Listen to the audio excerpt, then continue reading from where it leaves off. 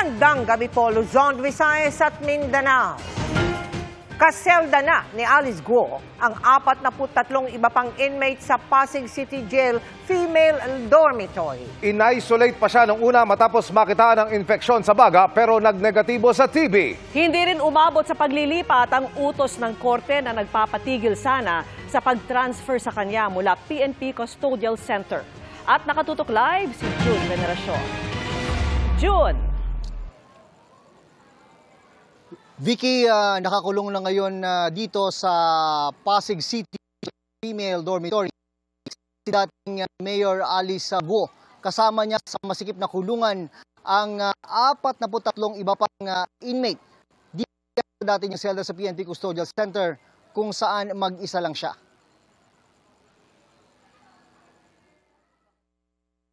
Bilang bahagi ng standard operating procedure, muling isinalang sa medical examination si Alice Guo bago ilipat sa Pasig City Jail Female Dormitory mula sa PNP Custodial Center. Ang paglilipat ay alinsunod sa commitment order ng Pasig RTC Branch 167 kaugnay ng kaso ng dating mayor ng Bamban na qualified human trafficking na non-bailable. Pero nang magsagawa ng x-ray examination, may nakitang kakaiba ang mga doktor ng PNP. May nakita po doon sa kanyang x-ray na suspected na infection po dito po sa left lungs po niya. Small spot. Itinuloy pa rin ang paglipat kay Guo. Pagdating sa Pasig City Jail Female Dormitory, kinunan si Guo ng mugshot, suot ang prison uniform ng mga nakakulong sa Bureau of Jail Management and Penology o BJMP. Dahil sa nakitang impeksyon sa baga, inilagay muna si Guo sa isolation cell. Ang advice po ng aming health service ay i-isolate siya. May kasama po siyang 3 doon na may tuberculosis case, pero ito po ay almost 1 month na nagagamutan and inassure naman ng ating doctor na hindi na ito nakakahawa, yung 3 na naka-isolate. Isinalang si Guo sa panibagong laboratory test paglipat sa Pasig City Jail Female Dormitory para makumpirma kung meron nga siyang tuberculosis. Negatibo ang resulta, kaya mula isolation cell, inilipat siya sa regular na selda na may sukat na 45 square meters na ang kapasidad lang ay para sa 9 na inmate o persons deprived of liberty. Pero 44 sila sa loob. Ngayon naman po negative naman siya and safe naman ihalo sa general population.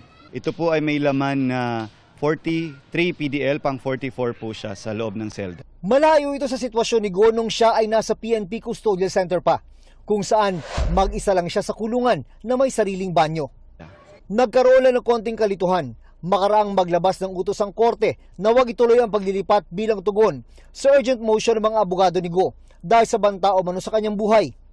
Pero nang lumabas ang utos, nailipat na si Guo, kaya sabi ng korte, moot o wala nang saysay ang naunang court order.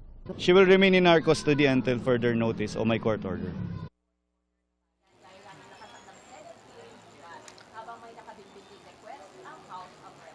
Mel, Emil at Vicky, bukas ay inaasahan muling lalabas ng kulungan, partikular itong Pasig City Jail Female Dormitory, si dating Mayor Alice Guo para muling humarap sa investigasyon ng Senado tungkol sa Pogo. Balik sa Vicky. June, dahil nga masikip sa kulungan, may sarili bang higaan si Alice Guo o may mga oras na kailangan niyang matulog sa sahig?